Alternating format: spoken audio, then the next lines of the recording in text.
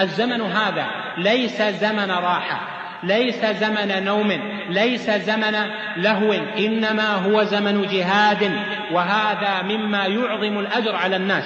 النبي عليه الصلاة والسلام أخبرنا أنه في آخر الزمان تكون أيام الصبر.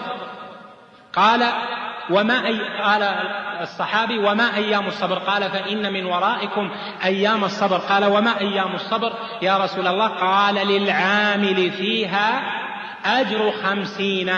قال: يا رسول الله منا أو منهم؟ قال: بل منكم.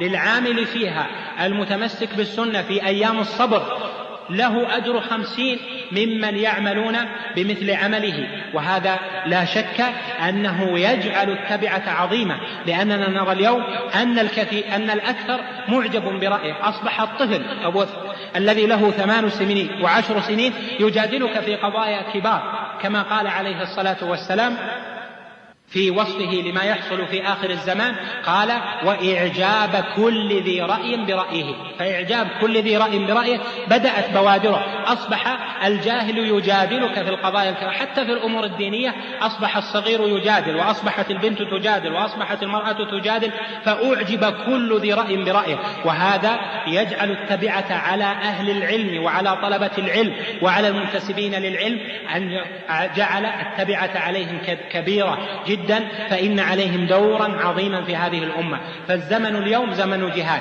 فعليهم من الدور أن ينشروا العلم الذي من الله عليهم جل وعلا بجعله في نفوسهم، ينشروه بالكلمة المسموعة، ينشروه بالكلمة المقروءة، ينشروه بالالتقاء بالناس، أن يفتحوا صدورهم للناس وأن يختلطوا بهم. نعم، كما قال عليه الصلاة والسلام: إن لنفسك عليك حقا، وإن لأهلك عليك حقا، وإن لربك عليك حقا، فأعطي كل ذي حق حقا. ونرى في كثير من الناس أنهم جعلوا الحق لأنفسهم كثيرا، فليس لنا في هذا الزمان ليس في هذا الزمان زمان للهو.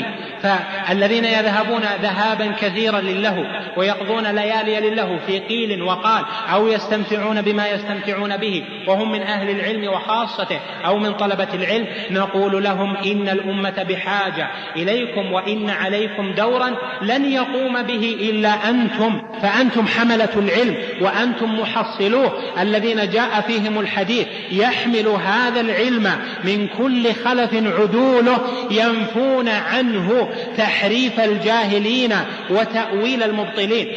فالجاهلون كثير، فمن الذين ينفون عن العلم وعن الدين تحريف الجهلة في كل مكان؟ إنما هم أهل العلم. من الذين يحملون هذا العلم فينفون عنه تأويل المبطلين؟ إنما هم أهل العلم. فعليهم أن يجلسوا للناس في مساجدهم، وأن يعلموا الجاهل، وأن لا يحقروا من المعروف شيئا، فإن الكلمة الهادئة تنفع وتسير في الناس مع النية الخالصة. وعليهم في ذلك كله أن لا يطلبوا شهرة وأن لا يطلبوا سمعة، وإنما أن ينجوا كفافا.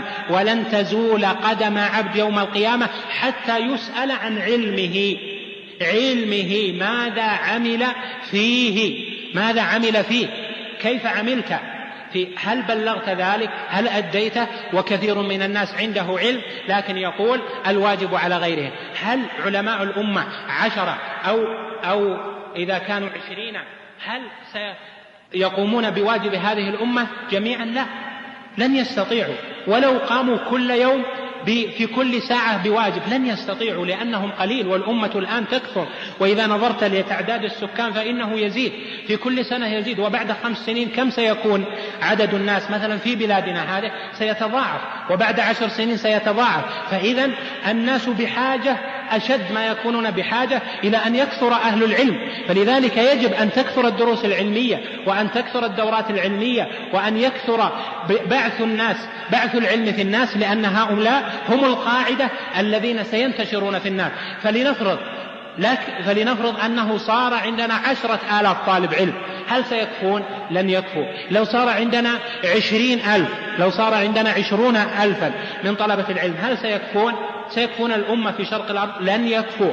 إذن فالواجب كبير في نشر العلم وفي إخراج طلبة العلم، حتى إذا مات هذا الجيل يكون ثم جيل يحملون هذا العلم على وفق كتاب الله وسنة رسوله وعلى وفق سلف هذه الأمة الصالح، لأنه لا بد أن تبقى الطائفة المنصورة، وهذه الطائفة إنما تبقى بجهد أهلها وجهادهم بعد توفيق الله جل وعلا.